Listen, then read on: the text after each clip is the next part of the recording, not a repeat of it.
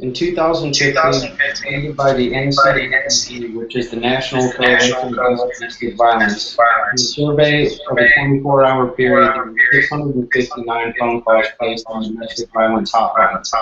That's an average of 27 phone calls per hour. Leads me to the question, what is domestic violence?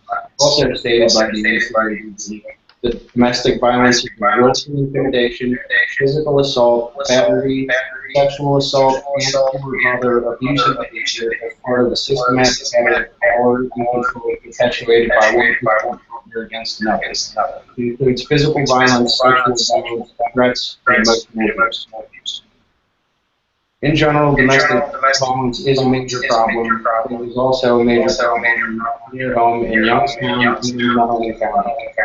And it not only affects people that are in the situation themselves while it's happening, it's a horrible cycle that usually continues, and it also follows people most likely to the rest of their lives, whether that is the victim or the abuser, continually being a victim or continually abusing people.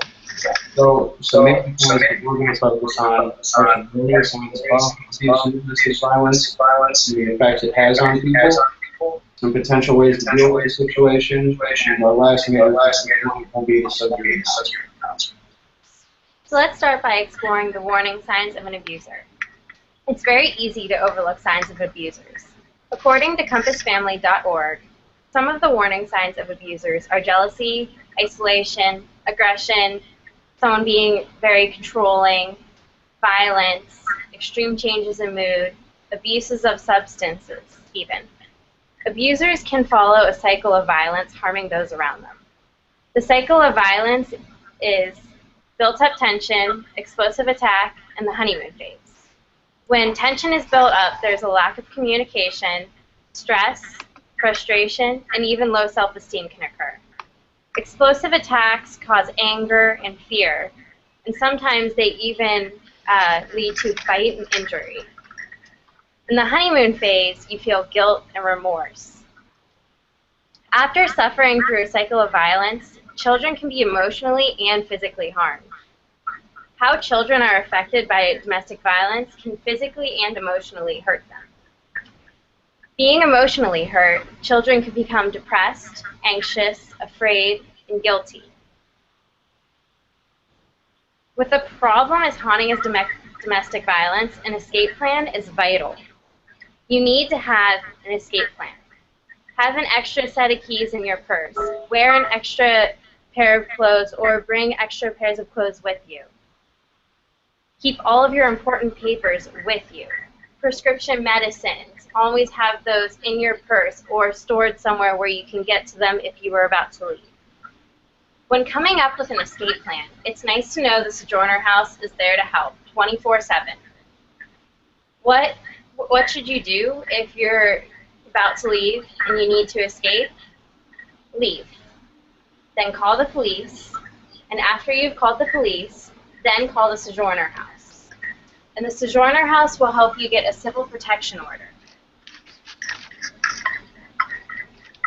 So, as I mentioned, there are some major advocates aiding people and at least momentarily helping them or just helping them break the cycle. And one of those advocates is the Sojourner House, which is actually one of their branches located on Young in Youngstown, Ohio. So why go to Sojourner? There you can seek safety, and along with that, shelter and help you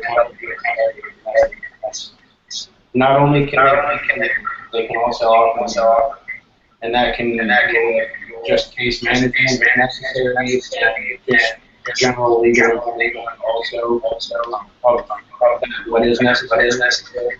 So along with knowing what they can do for the people being abused, they also have some ways that an outsider as well, and what that is just by an outsider the low amount of $25 grant a parent and their children a night of shelter.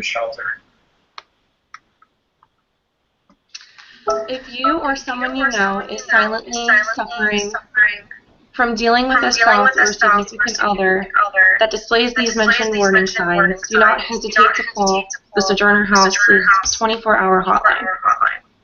Domestic abuse is not always physical, but hopefully you can be more well aware of the warning signs to tell when someone is a victim to it. Other ways you can help are by donating.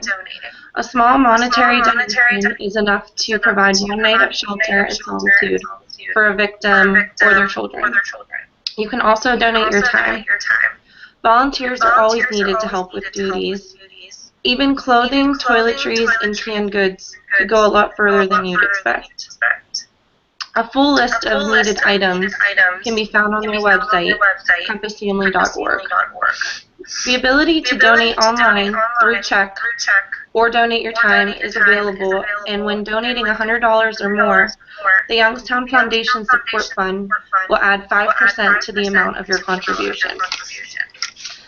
This issue is one of the most common among us, and often people suffer in silence. We hope you take this cause into consideration and do not hesitate to lend a helping hand and make a major difference in a deserving person's life.